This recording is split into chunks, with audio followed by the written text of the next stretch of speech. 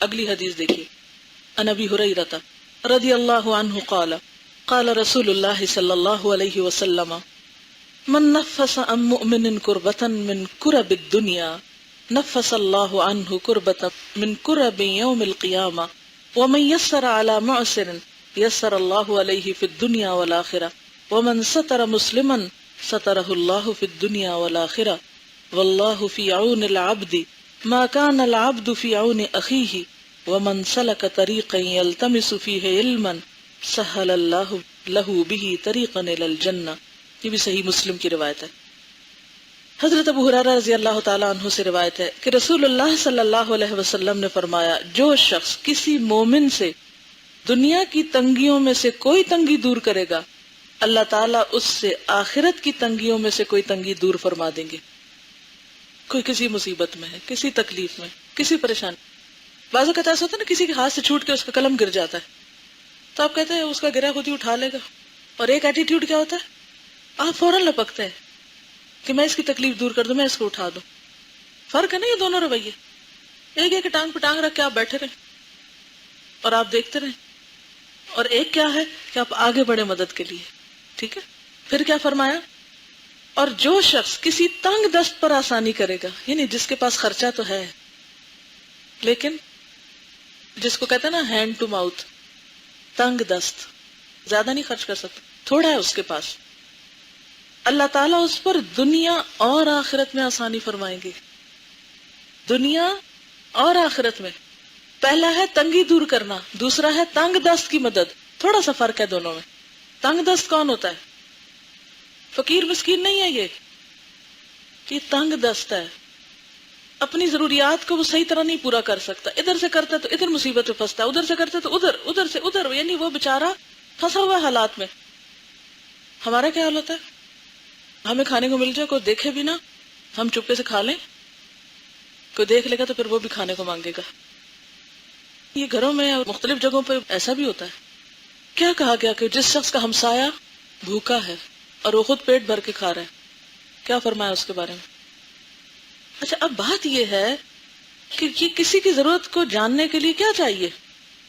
بیدار مغزی چاہیے، شعور چاہیے، کھلی آنکھیں چاہیے، انسانوں کی ہمدردی چاہیے، خیرخواہی چاہیے، احساس چاہیے. وہ نہیں ہے ہم میں، کیونکہ ہم خود پرستی میں مبتلا ہیں. اپنی محبت ہمارے دلوں میں گھری ہوئی ہے اور اپنی ضرورتیں ہمیں یاد ہیں، اور بس دائیں بائیں نہیں دیکھتے، فیل ہی نہیں کرتے، بلکہ خوش ہوتے ہیں، شکر ہے دوسروں کے پاس کم ہے، ان سے آگے ہماری شان زیادہ ہے. تو متقی کون ہے؟ وَمِمَّا رَزَقْنَاهُمْ يُنْفِقُونَ، دینے والے، نکالنے والے، يُنْفِقُونَ، خرچ کرنے والے.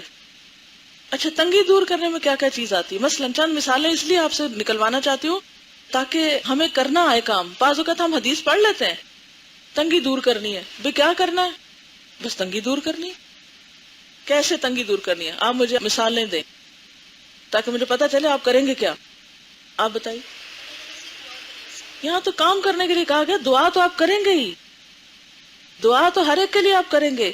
عملی طور پہ آپ کیا کریں گے کسی کی تنگی دور کرنے کے لیے؟ مثلا کوئی مثال پیچھے نہیں، یہی تو پوچھ رہے ہو، کیا مدد کریں گے، کون سا کام کریں گے؟ کوئی کام بتائیے. ہاں، آپ پیچھے سے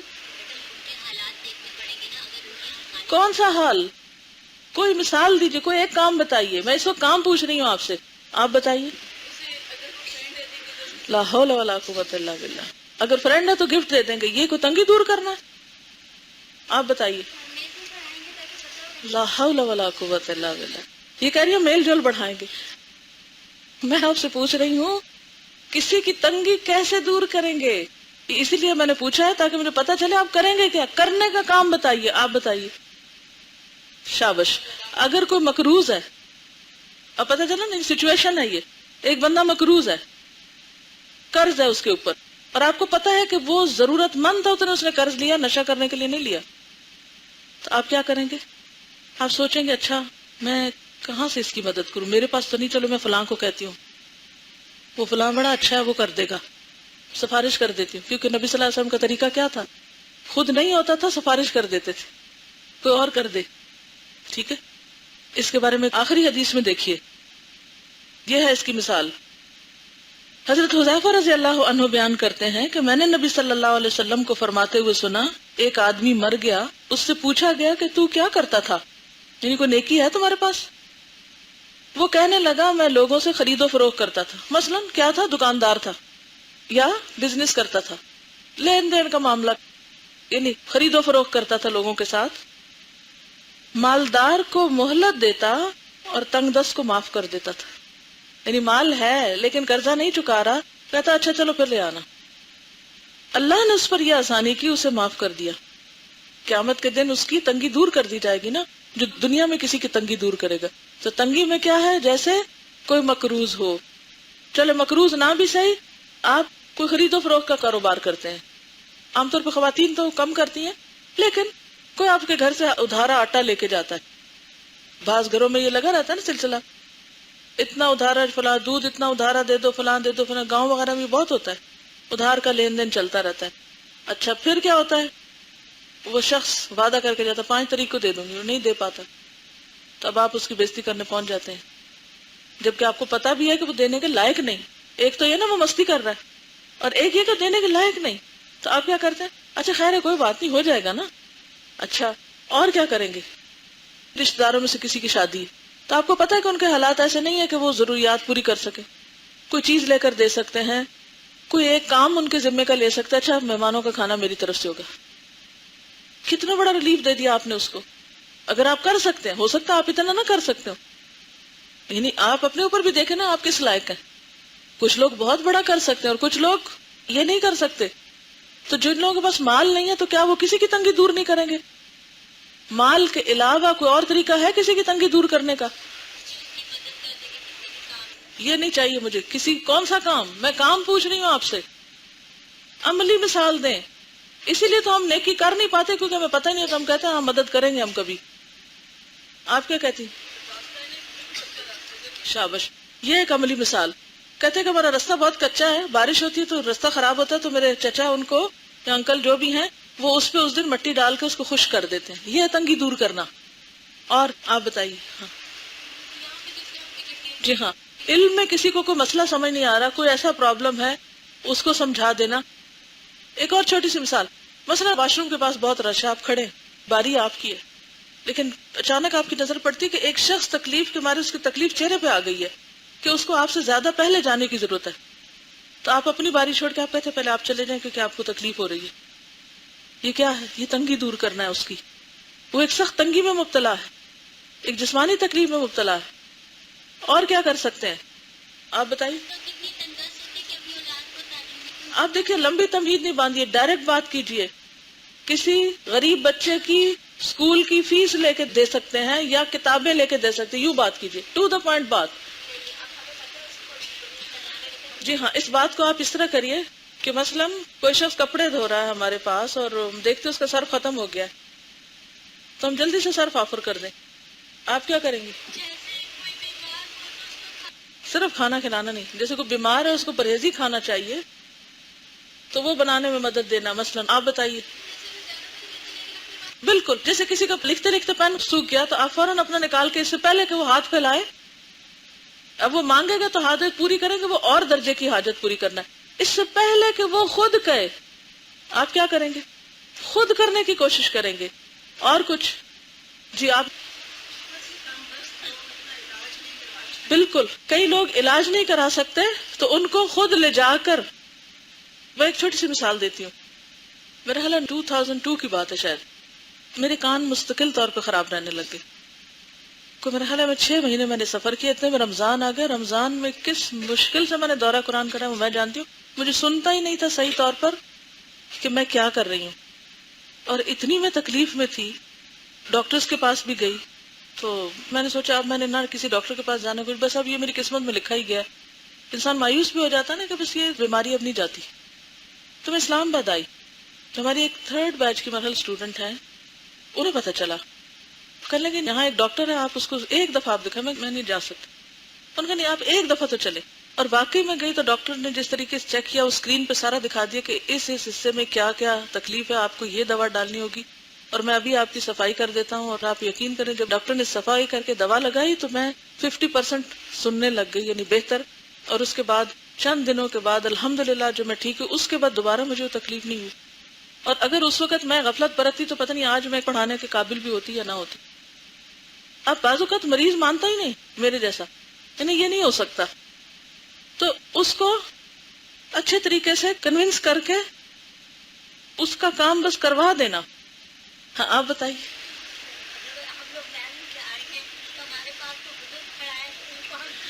شابش. آپ بس میں جاتے ہیں، وین میں جاتے ہیں، کوئی بزرگ ہیں، کوئی بچے والی خاتون ہیں، ان کو جگہ دے دیں، اپنی سیٹ چھوڑ دیں. کسی نے سامان اٹھایا ہوا ہے، آپ صلی اللہ علیہ وسلم کیا کرتے تھے؟ کسی کا بوجھ اٹھاتے تھے. اور خاص طور پر حضرت خدیجہ نے آپ کے اخلاق حسنہ کی کوالٹیز کا ذکر کرتے ہوئے کیا فرمایا؟ انک لتحمل الکل. آپ تو دوسروں کا بوجھ اٹھاتے ہیں، اور یہ بوجھ مالی بوجھ بھی اٹھا لینا، ذمہ داری کا بوجھ اٹھا لینا، کسی کو ہیلپ کر دینا. آپ بتائیے. صرف رمضان نہیں، رمضان کے علاوہ بھی بھوکے لوگ، اگر آپ کو معلوم ہے کہ کن کن کے پاس راشن کم ہے، وہاں پر بندوبست کرنا. اچھا، اس میں بہترین مثال حضرت ابوبکر کی نہیں ہے؟ حضرت ابوبکر جب خلیفہ بنے تھے تو حضرت عمر نے دیکھا کہ یہ نماز پڑھاتے ہی نکل جاتے ہیں فوراً، پتہ نہیں کہاں جاتے ہیں، میں بھی پیچھے جاؤں گا. وہ ہر وقت مقابلہ کرتے تھے ان کا نیکیوں میں اپنے سے اوپر والے کو دیکھنا چاہیے نا. ہم کس کو دیکھتے ہیں؟ ہم کہتے ہیں یہ بھی تو نہیں کر رہا، شکر ہے نہیں کر رہا، میں بھی نہ کروں تو خیر ہے، تسلی ہے. اپنے سے اوپر والے کو ان دیکھا کہ وہ جاتے ہیں اور ایک جھونپڑی میں گھس جاتے ہیں اور پتہ نہیں کیا کرتے ہیں. تو وہ جب ایک دفعہ آ کے نکل چھپ کے کھڑے رہے، وہ اندر گئے، دیکھا ایک بڑھیا معذور بیٹھی ہے. تو پوچھا کہ یہ کون آیا تھا تمہارے پاس؟ کہنے لگی میں نہیں جانتی، کوئی شخص آتا ہے، میں تو کچھ کر نہیں سکتی، میرا آٹا گوندتا ہے، روٹی بنا دیتا ہے اور میرا پانی بھر جاتا ہے، کچھ اس طرح کے 2-3 کام ضروری حاجات کے بتائے. اور یہ خلیفۃ المسلمین ہے، خلیفہ ہے، کوئی عام بندہ نہیں ہے. اس کو پتا ہے کہ دوسرے کی تنگی دور کرنے کا معنی کیا ہے، اور ایک چھوٹی سی اپرچونٹی کو بھی اپنی شان کے خلاف نہیں سمجھتا. ہم کہتے ہیں یہ کوئی کام ہے، یہ میرا کام تھوڑی ہے، کوئی اور کر لے، میں تو اب اتنا اونچا پہنچ گیا ہوں. ایک اور مثال کہ وہ بکریاں دھوتے تھے نا غریب بچیوں کی، تو جو خلیفہ بنے تو وہ رونے لگے کہ بکریوں کا دودھ کون دھوئے گا. آپ تو خلیفہ بن گئے کہ خلیفہ ہی دھوئے گا. تو کسی بھی چھوٹے سے چھوٹے کام کو معمولی نہ سمجھنا.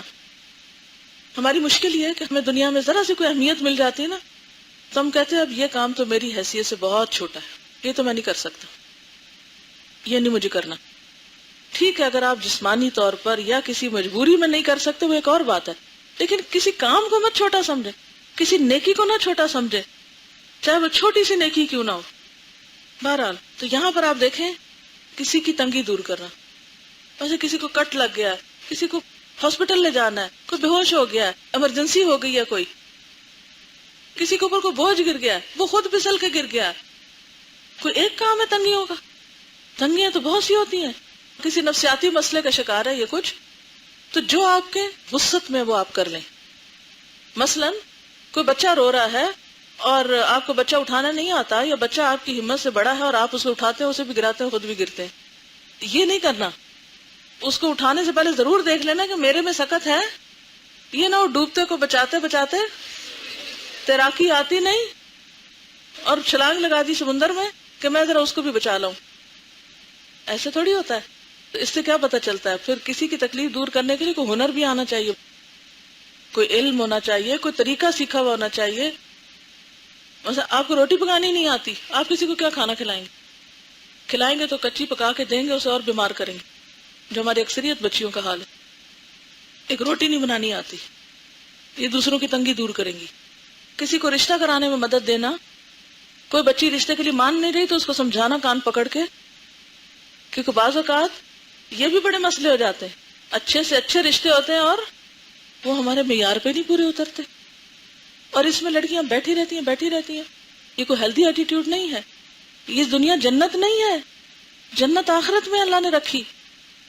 یعنی دنیا میں کوئی چیز آئیڈیل نہیں ہے کہ آپ آئیڈیل کی تلاش میں رہیں اور ایک کے بعد ایک کو ریجیکٹ کرتے رہیں. اللہ آپ کی طرف خیر بھیجے اور آپ کے نہیں، چونکہ اس کا قد چھوٹا ہے تو اس لیے وہ نہیں، چونکہ اس کا ناک موٹا ہے تو اس لیے وہ بھی نہیں، چونکہ فلانا ایسا ہے تو اس لیے وہ بھی نہیں. یہ نہیں کرنا چاہیے. اور خاص طور پہ دین پڑھ کے لوگوں کے بعض اوقات کچھ سٹینڈرڈ اور بھی ہائی ہو جاتے ہیں کہ نہیں وہ انتہائی متقی پرہیزگار اور پتہ نہیں کون کون ہو تو پھر شادی ہوگی. ٹھیک ہے، بہت اچھا ہے، چوائس تو یہی ہونی چاہیے، لیکن اگر وہ دنیا میں ہے ہی نہیں ایسے کتنے لوگ ہیں. تو آپ کیا چاہتے ہیں؟ بنی بنائی چیز میں کچھ چیزیں آپ خود گڑ لیں. آپ اپنے اخلاق سے، اپنے اچھے طریقے سے، ٹھیک ہے کوئی نہیں بھی مانتے اس اخلاق سے، بہت مشکل بھی کرتے ہیں، لیکن انسانوں میں بہت خیر بھی ہوتی ہے. اگر وہ بیچارے تھوڑا سا آپ سے کم پڑھے لکھے ہیں دین میں، تو آپ کیوں دین کے تکبر میں مبتلا ہیں؟ دین پڑھ کے خود کو نیک سمجھ کے دوسروں کو آپ حقیر سمجھنا شروع کر دیں، یہ تو کوئی دین نہ پڑھا آپ نے. تو آپ کو پتا نکاح جو ہے وہ نصف ایمان ہے. تو بے وجہ محض اس لیے شادی میں تاخیر کرنا کہ اس کی ایجوکیشن کم ہے، اس کا فلانی چیز کم ہے، اس کی فلانی چیز کم ہے، یہاں یہ نہیں ہے، یہاں وہ نہیں ہے، وہاں وہ نہیں ہے، یہ طریقے ٹھیک نہیں ہے. اصل چیز ہے اخلاق. اخلاق میں نہیں کمپرومائز کرنا چاہیے. اگر کسی شخص کا اخلاق اچھا ہے، یعنی کوئی گواہی اور دو بندے دیتے ہیں بھی اخلاق اچھا ہے اور نماز 5 پڑھتا ہے، تو بس ٹھیک ہے. کبائر سے بچتا ہے، شراب نہیں پیتا یا کوئی زنا نہیں کرتا، تو بس ٹھیک ہے. پھر ہاں اگر بہت حرام کاریوں میں پڑا ہوا تو پھر تو ظاہر اپنے آپ کو ایک ہلاکت میں ڈالنے والی بات ہے. لیکن نارملی جو ہمارے عام لوگ ہوتے ہیں اتنا زیادہ خرابیوں میں نہیں مبتلا ہوتے. ٹھیک ہے آپ جیسے سٹینڈرڈ کا ان کے پاس قرآن کا علم نہیں ہے، اگر آپ اپنے آپ کا واقعی بڑا سٹینڈرڈ سمجھتے ہیں، نہیں سمجھنے لگتے ہیں لوگ. اور اگر میں ایک آیت کا ترجمہ سنوں پھر میں دیکھتی ہوں کہ کتنا سٹینڈرڈ ہے، تو یہ خود کو بڑی چیز سمجھنا جو ہے نا، یہ چیز درست نہیں ہے. جی کسی کو پانی پلانا، شابش. کسی کو راستہ دکھانا، گھر والوں کی مدد کر دینا، بہن بھائی کے کپڑے پریس کر دینا، اس کا جوتا نہیں مل رہا مدد کر دینا. ہم کیا کہتے ہیں؟ نہیں اچھا نہ آج نہ ملے اس کو. اصل ہمارا ایٹیٹیوڈ ہے دوسروں کو تکلیف دے کے خوش ہونا. مجھے کبھی سمجھ نہیں آتی کہ ہم کیوں اذیت دے کے خوش ہوتے ہیں. کچھ لوگوں کی نفسیات ہی ہے، وہ اس وقت خوش ہوتے ہیں جب دوسرا تکلیف میں ہو. یہ کوئی انسانیت ہے؟ کوئی بیوہ عورت ہے، اس کو پینشن لانے کا مسئلہ ہے، اس کی پینشن لے آئے. کوئی سبزی اس کو ضرورت ہے لا کے دینے کی، کوئی اس کا بل جمع کرانا ہے، اپنا آپ کرانے جا رہے ہیں اس کا بھی کرا دیں. کتنے چھوٹے چھوٹے گھر کے کام ہوتے ہیں اور آپ نے کوئی ایکسٹرا نہیں لانا اس کے لیے. میں کسی کی ایک دفعہ بایوگرافی پڑھ رہی تھی اور مجھے بہت اچھی بات لگی. شاید ڈاکٹر نذیر شہید تھے ڈیرہ غازی خان کے، ان کا میں نے ایک پڑھا تھا، اور ایک چودھری علی احمد. یہ میں 18-17 ایئرس کی تھی اس وقت، میں نے یہ 2 بایوگرافیز پڑھی تھی. میں نے وہ پڑھ کے بہت کچھ سیکھا تھا، کیونکہ انسان انسانوں سے، اپنے جیسے ہیومن بینگ سے بہت کچھ سیکھتا ہے. تو شاید انہی کے بارے میں تھا کہ وہ جب صبح اپنے گھر کا سودا لینے جاتے تھے تو اپنے دائیں بائیں لوگوں کو پوچھ لیتے کسی اور کو تو نہیں کچھ منگوانا، تو ان کا بھی لا کے دیتے تھے. تو کتنی نیکی کی بات ہے. آپ جا رہے ہیں اپنی گاڑی میں، تو آپ کو پتا ہے آپ کے اوپر یا نیچے یا دائیں یا بائیں کوئی ایسا بندہ رہتا ہے جس کے پاس گاڑی نہیں ہے، آپ اس کو بٹھا کے ساتھ لے جائیں، کسی کو لفٹ دے دیں. آپ اپنے لیے خریدنے جا رہے ہیں، اس کے لیے بھی خرید لیں. ٹھیک ہے پیسے لے لیں اس سے. اگر آپ سمجھتے ہیں کہ آپ کے پاس پیسے نہیں ہیں تو کم از کم جان سے مشقت کر کے صدقہ کر لیں اس کا کام کر کے. تو نظر ہونی چاہیے کسی کی مصیبت حل کرنے کی. اگر ہمارے دل میں اللہ کی سچی محبت ہے نا تو ہمیں اتنے راستے نظر آئیں گے، ورنہ تو ہم صرف یہی کہتے رہیں گے کہ دوسروں کی مدد کرنی چاہیے. وہ چاہیے ہے میں نہیں رہے گا، وہ چاہ ساتھ ہی لگی رہے گی. صرف چاہ نہ رکھیں بلکہ ہے کر لیں اس کو. یوں کرنا ہے مجھے. ایسا بھی نہیں کرنا کہ جب ہمارے اوپر کوئی مسئلہ آئے تو پھر ہم دوسرے کی مدد کرنے چلیں. ہم عام حالات میں بھی دوسرے کی مدد کرتے رہیں، لیکن یہ یاد رکھیں یہ حدیث کا حصہ بے حد اہم ہے. جو شخص کسی تنگ دست پر آسانی کرے گا اللہ تعالیٰ اس پر دنیا اور آخرت میں آسانی فرمائیں گے. اور جو شخص کسی مسلمان کی پردہ پوشی کرے، کسی کا عیب ڈھانک دے. اچھا ہمارا کیا حال ہوتا ہے؟ ہم دیکھتے رہتے ہیں، پتہ تو چلے کسی کی کوئی غلطی ہو ہم ذرا جلدی سے شکایت لگائیں، ہم ذرا اہمیت اپنی بنائیں دوسروں کو بات پہنچا کے کہ دیکھو اور کیا کیا خرابی کر رہے ہیں. آپ کو پتہ ہے لا يدخل الجنت قطات، چغل خور جنت میں نہیں جائے گا. ہمارا ایٹیٹیوڈ کیا ہوتا ہے؟ کوئی غلطی کرے تو ہم جلدی سے اس کی چگلی کریں، ہم شکایتیں پہنچائیں فوراً. تو کیا یہی نیکی ہوتی ہے؟ ہاں نیکی کیا ہے؟ کسی کی پردہ پوشی کرنا، کسی کا گناہ چھپانا یا اس کو اچھالنا؟ میری بات سمجھ آ رہی ہے کہ کوئی نہیں آ رہی؟ ہمارا رویہ کیا ہوتا ہے عام طور پر کسی کی غلطی دیکھ کر؟ اوہ اتنی بڑی بہت ہاتھ لگ گئی، اب تو دیکھو میں کیا کرتی ہوں. اور اللہ تعالی بندے کی مدد میں رہتے ہیں جب تک بندہ اپنے بھائی کی مدد میں رہتا ہے. آپ چاہتے ہیں آپ کا مسئلہ حل ہو، آپ کیا کریں؟ دوسروں کے مسئلے حل کرنے لگ جائیں. یہ کتنی خوبصورت بات ہے. جب تک بندہ اپنے بھائی کی مدد میں رہتا ہے اللہ اس کی مدد میں رہتا ہے، اور جو کوئی آدمی ایسے راستے پہ چلا کہ وہ اس میں علم کی تلاش کرتا ہے اللہ تعالیٰ اس کے لیے جنت کا راستہ آسان کر دیتے ہیں. اور اس پر میں ایک چھوٹا سا واقعہ سنا کے بات ختم کروں گی. مجھے کل یا پرسوں رات کو ایک فون آیا مشیگن سے، کہنے لگی کہ میں آپ کی ربی ضدی علمہ کی 5ویں کیسٹ سن رہی تھی تو مجھے بہت کچھ اس میں سیکھنے کو ملا، تو میں نے ایک یہ شیئر کرنے تھے اپنے جذبات، دوسرا ایک آپ کو واقعہ سنانا ہے کہ آپ کی ایک کیسٹ کلاس کی اسٹوڈنٹ تھی، اس کا نام عظمیٰ تھا. 2 دن پہلے اس کے 10 سالہ بچے نے خواب دیکھا کہ اس کی امی اور ابا جو ہیں وہ ایک ایکسیڈنٹ میں ختم ہو گئے. تو اس نے خواب اپنی ماں کو سنایا، تو ماں نے کہا کہ بیٹا وہی ہوتا ہے جو اللہ کو منظور ہوتا ہے، اور اگر ایسا ہو گیا تو تم میرے بعد نماز نہیں چھوڑنا، اور اس طرح کی کچھ اس کو نصیحتیں کی. 2 دن بعد ایکسیڈنٹ میں ماں فوت ہو گئی. جب اس کو نہلانے کے لیے مسجد لے گئے، وہاں گھروں میں نہیں نہلاتے، مسجد میں ایک پورا ایریا بنا ہوتا ہے نہلانے کا، وہاں لے گئے اس کو. نہلانے والی ایک عرب خاتون تھی. جب عرب خاتون نے اس کا کپڑا ہٹایا، اس کو دیکھا تو وہ وہیں ششدر رہ کے کھڑی ہو گئی. کہتی میں نے 3 دن پہلے خواب دیکھا، یہی شکل دیکھی، یہی حال دیکھا، گاڑی اور ٹرک کا ایکسیڈنٹ ہوا ہے اور کوئی خاتون اس میں فوت ہوئی ہے، اور میں اسے نہلانے لگتی ہوں تو مجھے کوئی کہتا ہے یہ تو زندہ ہے، اس کو کیسے نہلانے لگے ہو.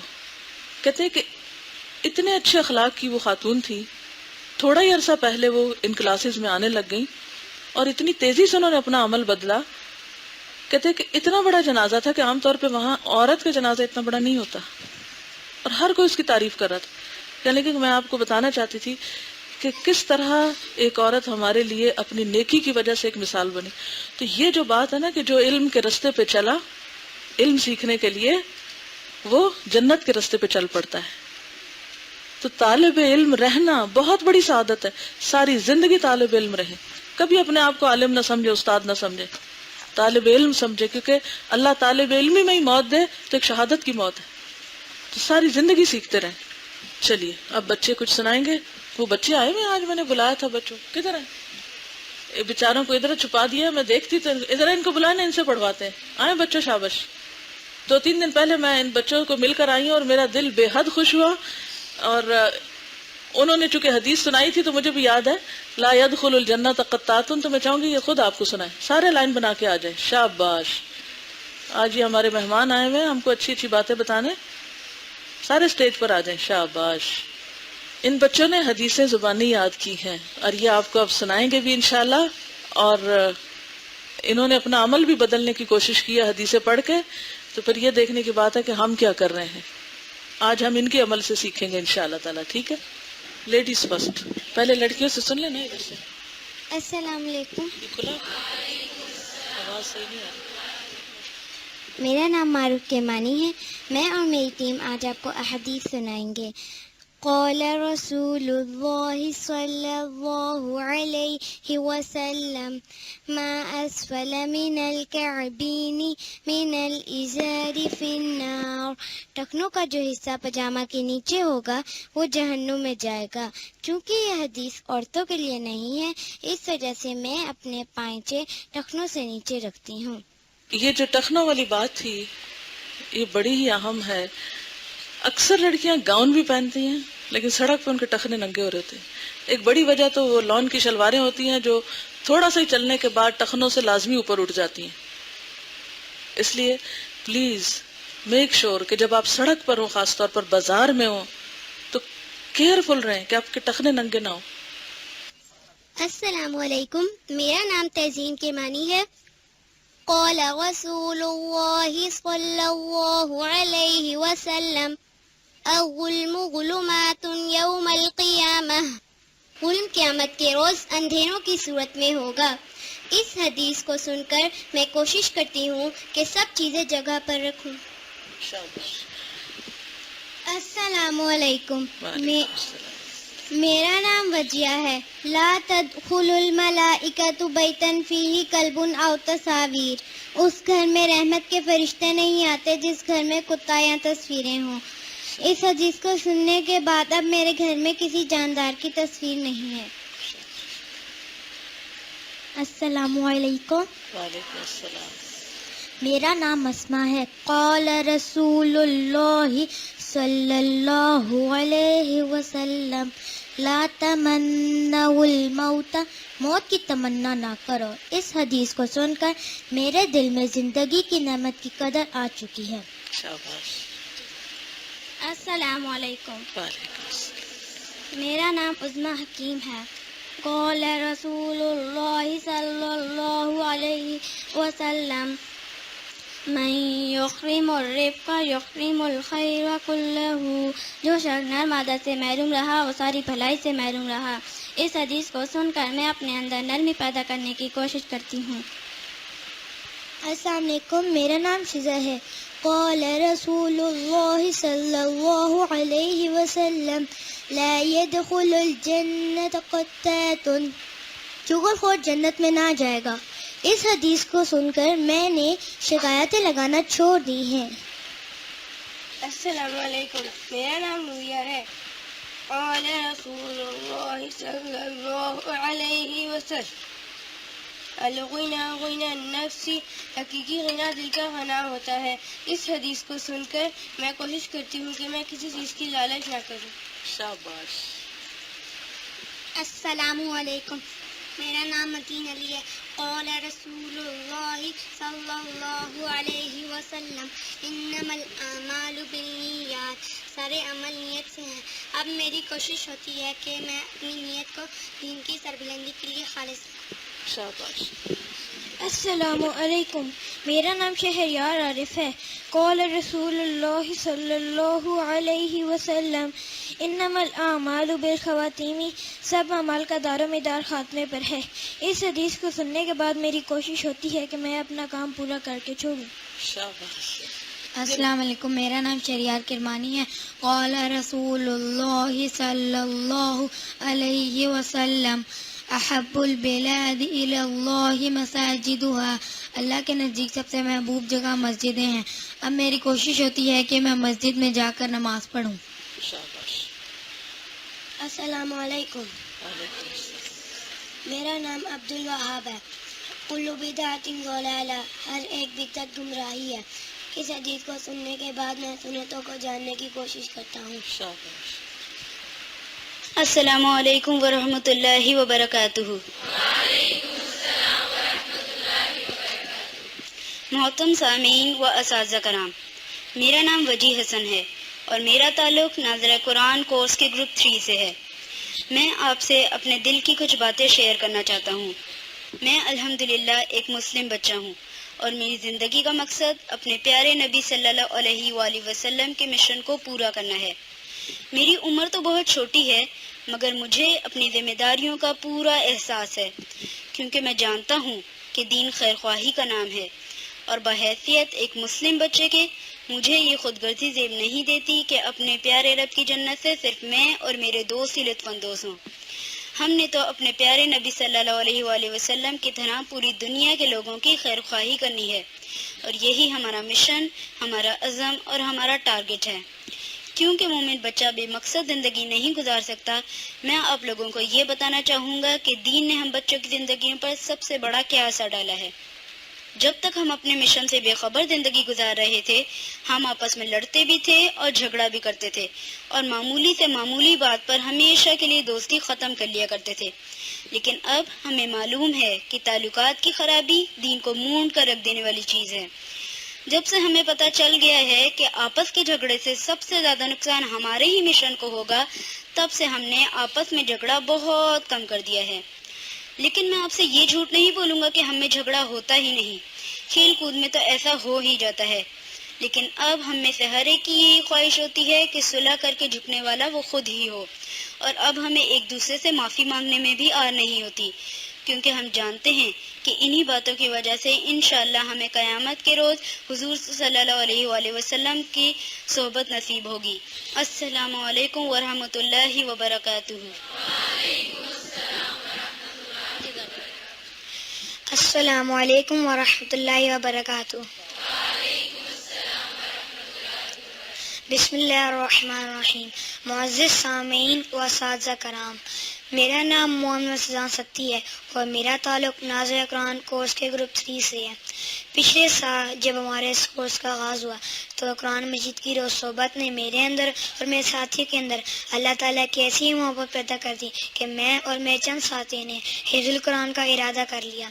آپ کو شاید حیرت ہو کہ ایک حفظ کے اسٹوڈنٹ کو ناظرہ قرآن کورس جوائن کرنے کی کیا ضرورت ہے. میں آپ کو اسی بات کا جواب دینا چاہتا ہوں. حقیقت یہ ہے کہ مجھے میری ٹیم سے دوری برداشت نہ ہو سکی اور میرے اندر یہ احساس موجود رہا کہ حفظ تو میں اپنی ذات کے لیے کر رہا ہوں جبکہ میرا مشن میری ٹیم کے بغیر ناممکن ہے. پھر آپ سب جانتے ہیں کہ ایک اکیلا اور 2 11 ہوا کرتی ہیں. ہماری زندگیوں کا مقصد دین کی سربلندی ہے اور اس کے لیے ہمیں مل کر کام کرنا ہوگا. پھر میں اپنی کلاس چھوڑ کر دین کی پیاری باتوں اور تربیت کے ایک اچھے معیار سے بھی تو محروم ہو جاتا. ان باتوں نے مجھے مجبور کیا کہ میں اپنی کلاس چھوڑنے کا تصور بھی نہ کروں کیونکہ میں اور میرے ساتھی یہ سوچتے ہیں آگے مستقبل میں چاہے ہم ڈاکٹر بنے یا انجینئر، سائنسدان بنے یا آرمی جوائن کریں، ہمارا مشن انشاءاللہ ہمارے ساتھ رہے گا. السلام علیکم ورحمۃ اللہ وبرکاتہ. میں چاہوں گی کہ ان کی استاد سے بھی آپ کو ملوا دوں. نسرین ان کو سکھا رہی ہیں. نسرین ایک بہت دور دراز علاقے میں آج کل رہتی ہیں اور جب میں پہلی دفعہ ان کے گھر گئی تو میں نے کہا اتنا کام کرنے والا شخص اتنے ویران علاقے میں آ گیا ہے، کیا ہوگا جہاں اتنے تھوڑے سے گھر ہیں.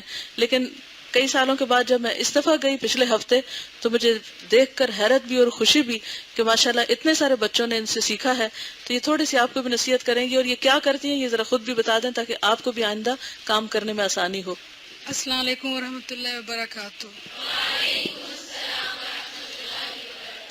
گلشن آباد اڈیالہ روڈ میں جب شفٹ ہوئی تو میرے اپنے بہن بھائی بھی وہاں جانا پسند نہیں کرتے تھے. سڑک بھی بڑی تنگ تھی. وسائل ہونے کے باوجود میں نہیں شفٹ ہونا چاہتی تھی. میرے میاں کا دل تھا. میں نے سوچا کہ میں نے دین کا کام کرنا ہے تو کیوں نہ میں ایسی جگہ جاؤں جیسے کہ ڈاکٹر بھی پسماندہ علاقہ میں اپنی پریکٹس شروع کرتے ہیں. میں نے بھی کام کرنا ہے تو مجھے بھی پسماندہ علاقہ چننا چاہیے. جنگل میں جا کے آباد ہوئی مگر کبھی یہ احساس نہ ہوا کہ جنگل ہے کیونکہ اتنا پرسکون علاقہ. پھر یہ بچے جب یہ پڑھتے ہیں آپ یقین کریں کہ میرے سینے کو ٹھنڈ پڑتی ہے. میں نے اب باہر ادھر ادھر جانا چھوڑ دیا ہے ان بچوں کے لیے اور ہر وقت ان کی خبرگیری میں رہتی ہوں. جب احساس اور شعور پیدا ہوا کہ بچوں کی تربیت کیسے کرتے ہیں وہ وقت نکل چکا تھا. بچے ذرا اپنے بڑے ہو چکے تھے. کوشش تو کی اور اب میں یہ کوشش کرتی ہوں کہ اللہ میاں اپنے بچوں کی تربیت میں جو کمی رہ گئی ہے اس کا تو اس طرح ازالہ کر دے کہ میں نے بچوں کی تربیت اللہ کے فضل و کرم کے ساتھ شروع کر دی. اب یہ ہمارے بچے ہیں ماشاءاللہ بڑی عورتیں ہیں تو انہوں نے تکمیل القرآن کی ہے مگر تسلی ان سے مجھے نہیں ہوئی جتنی ان بچوں سے ہے.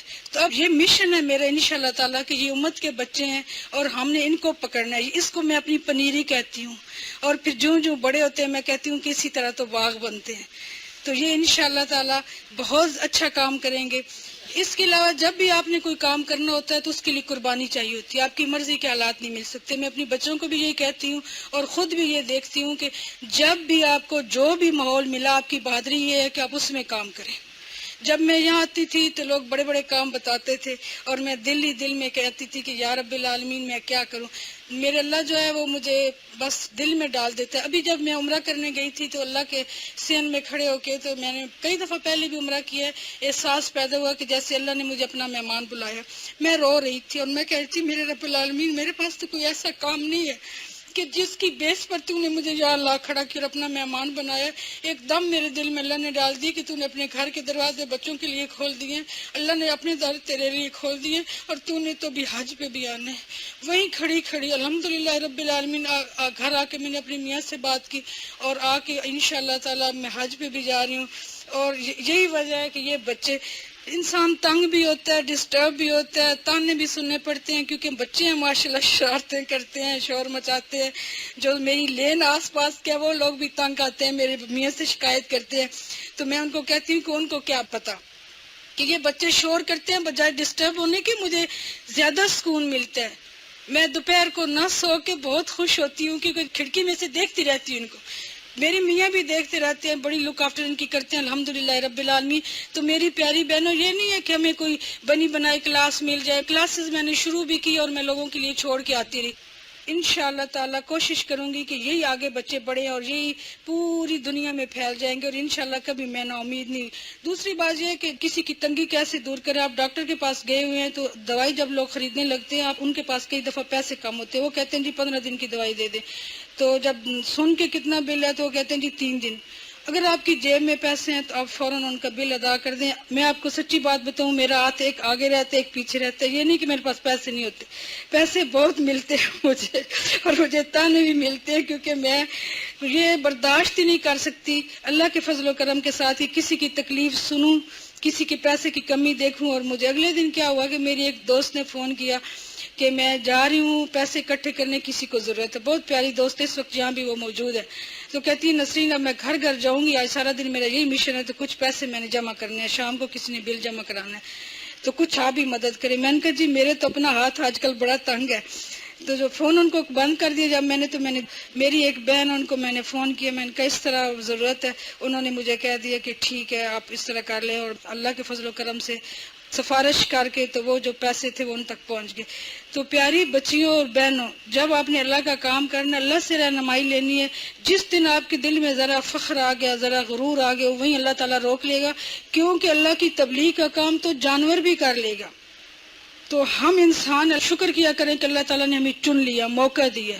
اور چنے ہوئے لوگ تو بڑے مختلف ہوتے ہیں. آپ کے گھر میں بھی ہمارے بچے بھی جو زیادہ فرما بردار ہوتا ہے اس کو زیادہ پیستے ہیں. تم نے بھی ایسے کر دیا، تم سے یہ تو امید نہیں تھی. تو اللہ نے ہمیں چن لیا ہے، تو دعا کیا کریں کہ اللہ تعالیٰ ہمیں اپنے فرما برداروں میں شامل کر لے، اور ہمارا جو ہے خاتمہ بالخیر ہو، اور رسول اللہ صلی اللہ علیہ وسلم کی صحبت نصیب ہو. اور اپنے استاد اظہار اب میں بہت کم کرتی ہوں محبت کا، مگر مجھے بہت زیادہ محبت اللہ کے فضل و کرم سے. میرے میاں جب بھی مجھے کوئی بات ہوتی ہے کہتے ہیں تم صرف ایک بندے سے ڈرتی ہو، وہ ڈاکٹر فرحت ہاشمی ہے بس. تو جب کوئی نہیں، میرے منہ پہ نہیں کہہ رہی، حقیقت ہے، میں کہتی ہوں کہ مجھے محبت ہے ان سے، ڈر نہیں ہے مجھے، ڈر مجھے صرف اللہ کا ہے. تو تھوڑا سا احسان بھی، تھوڑا سا کیا بہت زیادہ، جب میں قرآن پڑھتی ہوں تو ایک ٹھاٹھے مارتا ہوا سمندر جیسے موجیں نہیں اٹھتی ان کی محبت میں. کئی دفعہ رات کو 12 بجے دل کرتے ان کو فون کروں، کبھی صبح 5 بجے، کبھی 3 بجے، کبھی 2 بجے. تو پھر میں اپنے آپ پہ بہت قابو پا لیتی ہوں کہ وہ بڑی مصروف ہے. تو اللہ تعالیٰ ان کو دین و دنیا نصیب فرمائے، اور انشاءاللہ تعالیٰ ان کا درجہ ہمارے سے اللہ کرے بلند ہو انشاءاللہ. تو پھر آپ نیچے سے ہمیں بلائیں، کیونکہ میں تو یہی چاہتی ہوں کہ میری استاد ہے، میرے والدین میرے استاد، ان کتنے احسانات ہیں. اللہ تعالیٰ ان کو دین و دنیا میں سرخرو کرے. السلام علیکم ورحمۃ اللہ وبرکاتہ. جزاک اللہ خیر. سبحانك اللهم وبحمدك نشهد أن لا إله إلا أنت نستغفرك ونتوب إليك. السلام عليكم ورحمة الله وبركاته.